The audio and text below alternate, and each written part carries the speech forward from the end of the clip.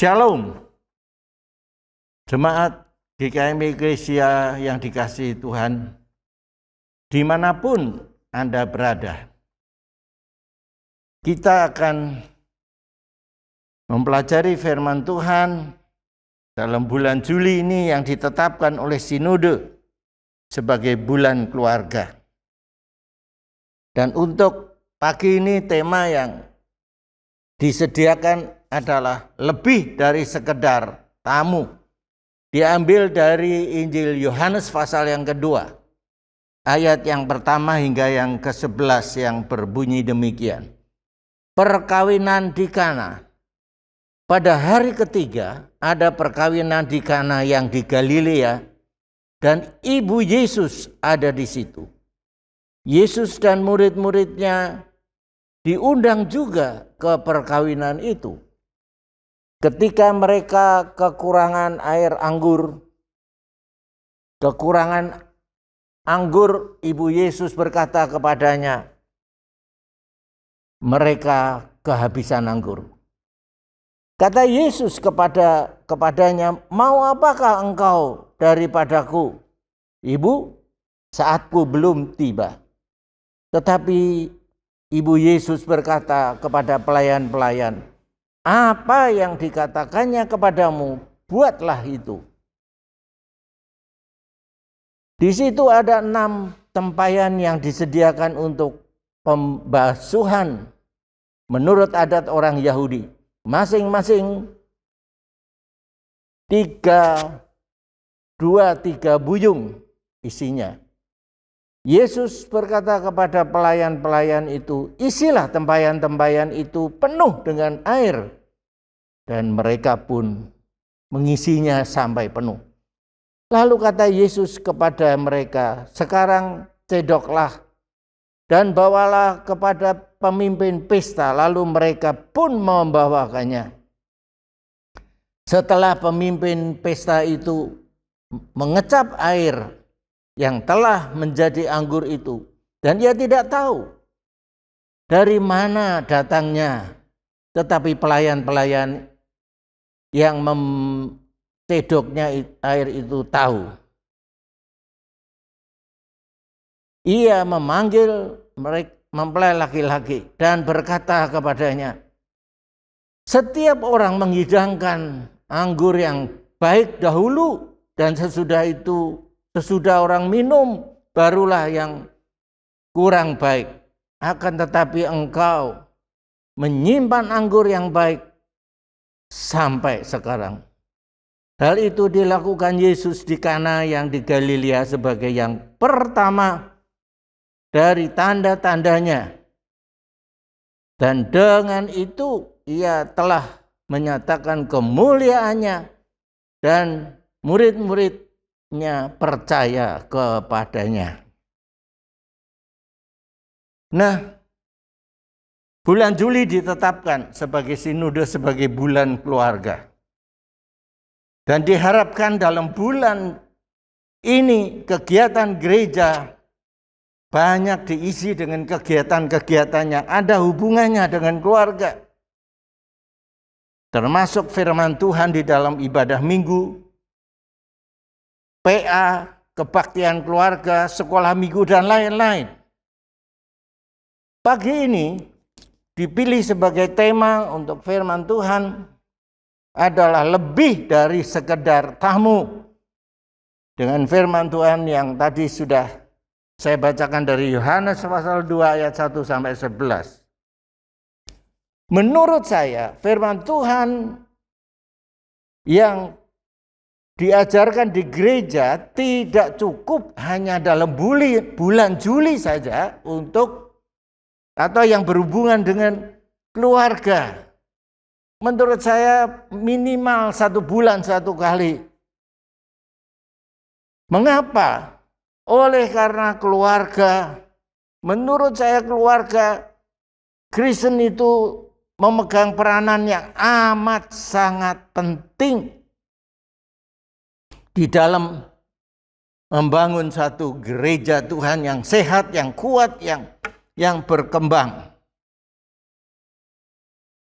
Karena mengetahui akan betapa pentingnya peran keluarga tersebut bagi gereja Tuhan. Itulah sebabnya mengapa iblis juga memfokuskan serangannya untuk menghancurkan keluarga. Dengan hancurnya atau dengan rusaknya keluarga Kristen, otomatis gereja juga akan hancur atau rusak. Karena gereja terdiri dari keluarga. Dan bukan sebaliknya. Bagaimana membangun sebuah keluarga yang kuat dan sehat serta bahagia? Bacaan kita pagi ini mendukung tema yang diambil dari Yohanes 2 tadi. Sebelum kita belajar lebih lanjut tema ini, lebih dahulu kita saksikan video pendek berikut ini. 2 hari kemudian ada pesta pernikahan di kota Kana di Galilea.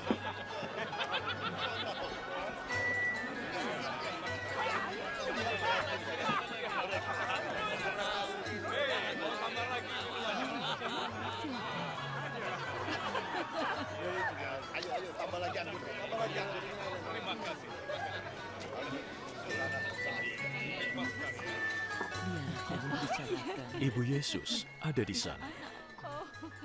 Sementara Yesus dan murid-muridnya juga diundang ke pesta itu.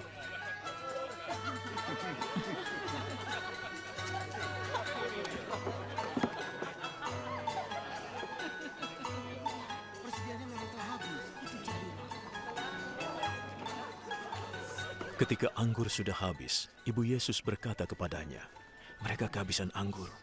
Ibu, jangan menyuruhku melakukannya, karena belum waktunya.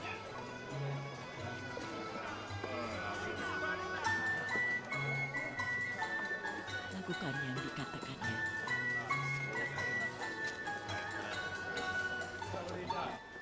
Untuk keperluan pembasuhan menurut adat Yahudi, di situ ada 6 tempayan yang sudah disediakan. Masing-masing tempayan bisa memuat kira-kira 100 liter air. Isi semuanya dengan air.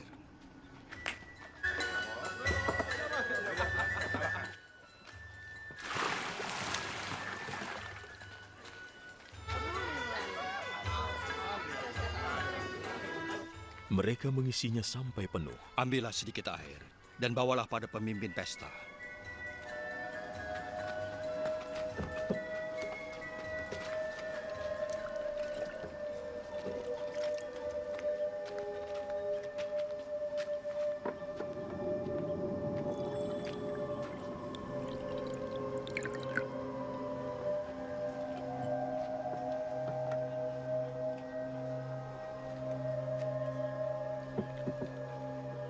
Mereka membawakannya air itu, yang sudah berubah menjadi anggur, dan ia mencicipinya. Dia tidak tahu dari mana asal anggur itu, tapi tentunya para pelayan yang membawa air itu mengetahuinya. Maka ia mendekati mempelai pria.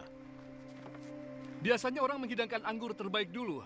Jika para tamu sudah puas minum, baru dihidangkan anggur biasa. Tapi kau menyimpan anggur terbaik sampai sekarang.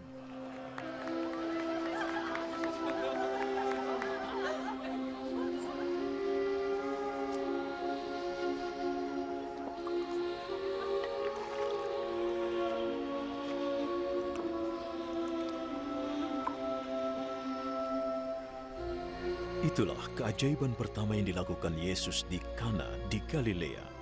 Dengan itu dia menunjukkan keagungannya dan murid-muridnya percaya kepadanya. Sesudah itu, Yesus, ibunya, saudara-saudaranya dan murid-muridnya pergi ke Kapernaum dan tinggal di sana beberapa hari.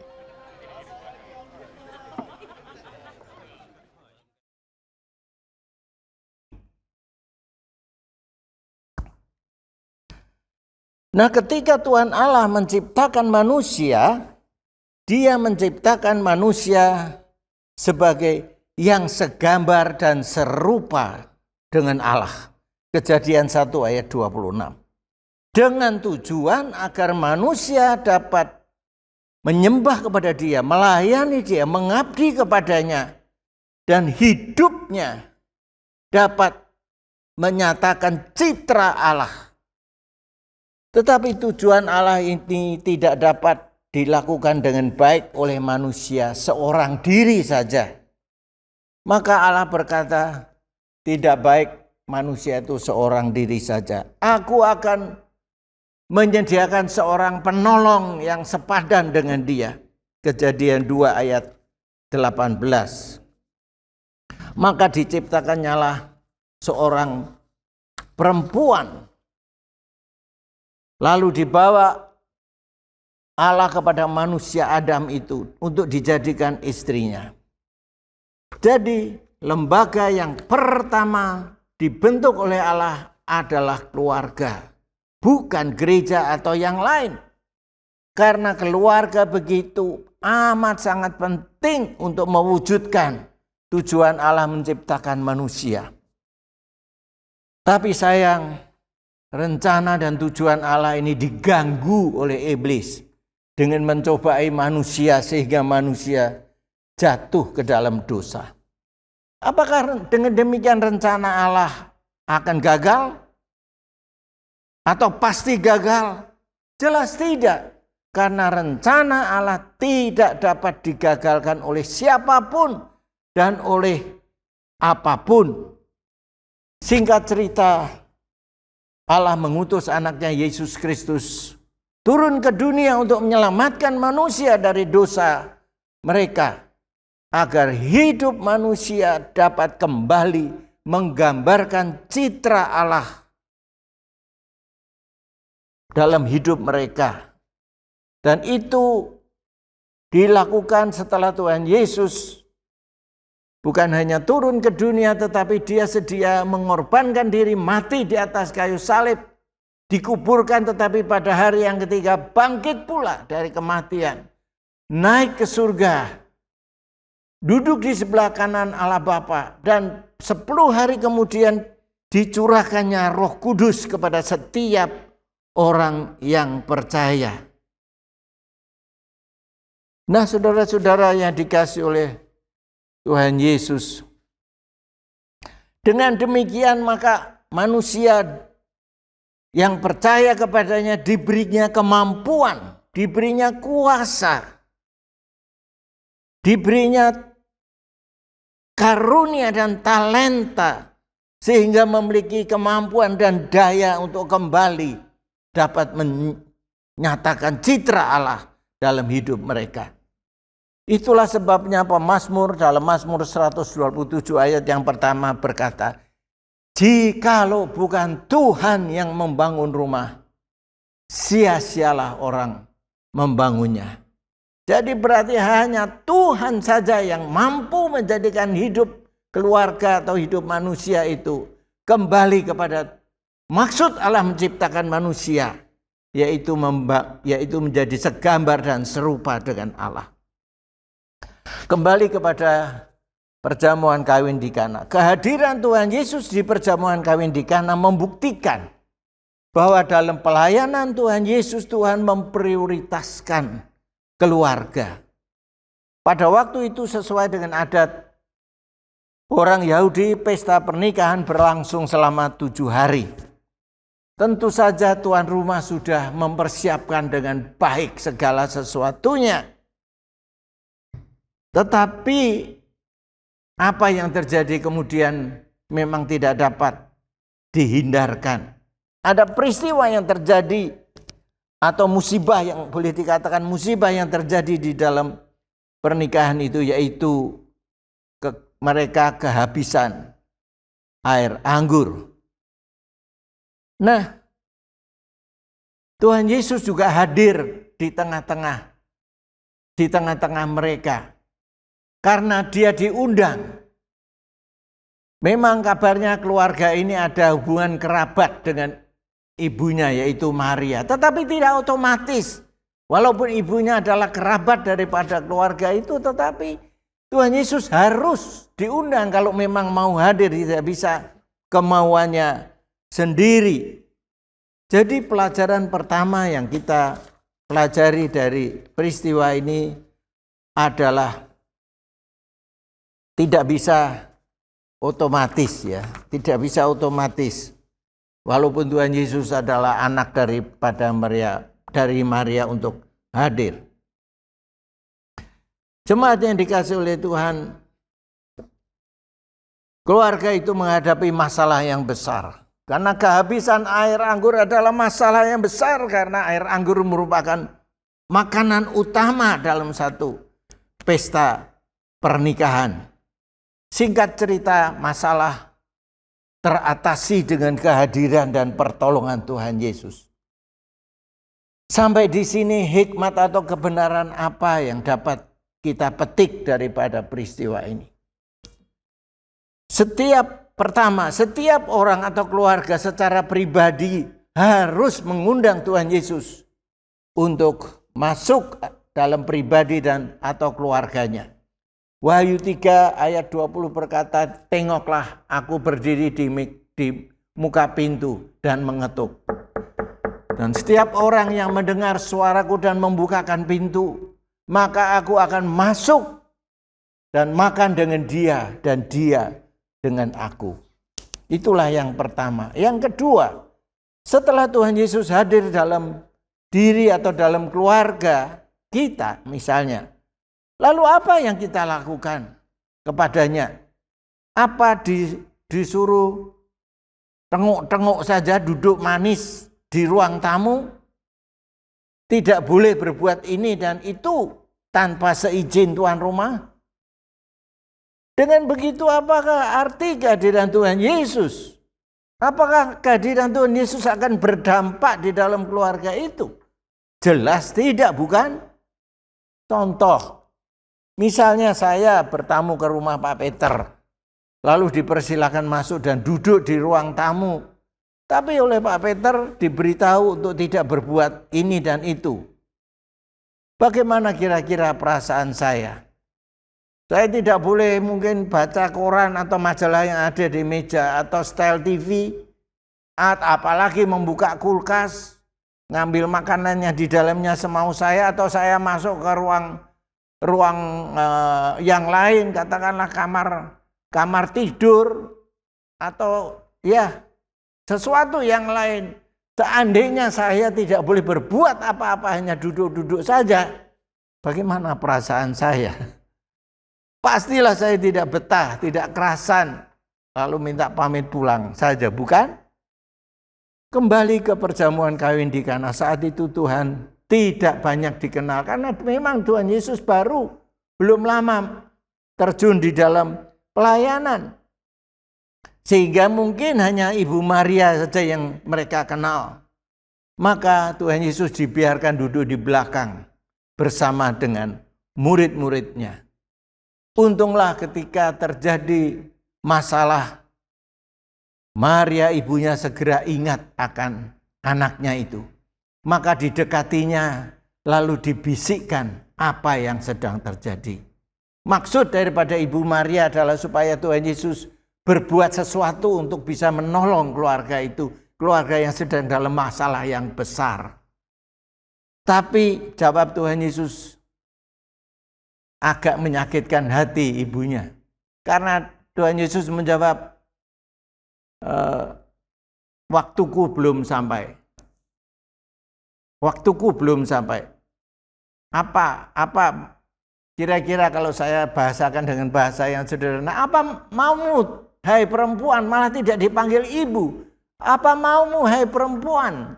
Dalam terjemahan yang aslinya.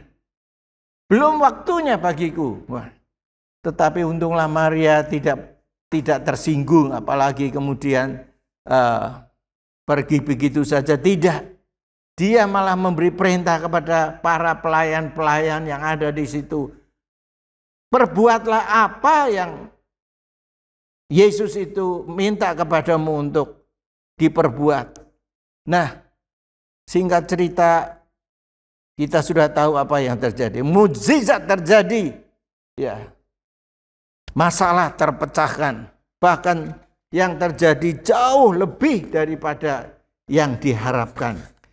Nah, saudara-saudara yang dikasihi oleh Tuhan Yesus, begitulah seharusnya sikap kita terhadap Tuhan Yesus. Bukan sekedar tamu biasa, tetapi tamu yang khusus, tamu yang istimewa, yaitu sebagai Tuhan.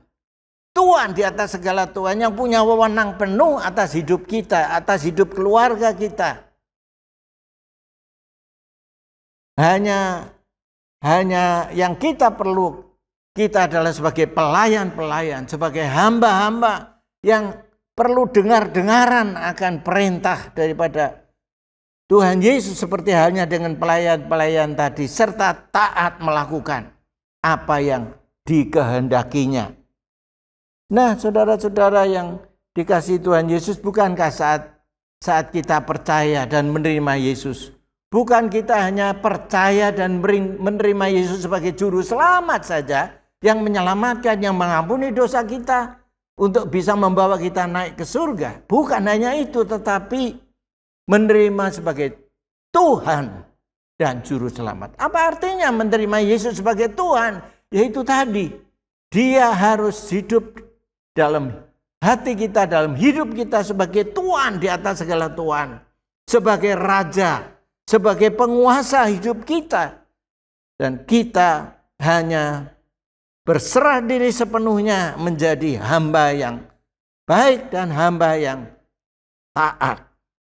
Dengan begitu maka apa yang terjadi dalam perjamuan kawin itu akan juga terjadi di dalam hidup kita. Ya.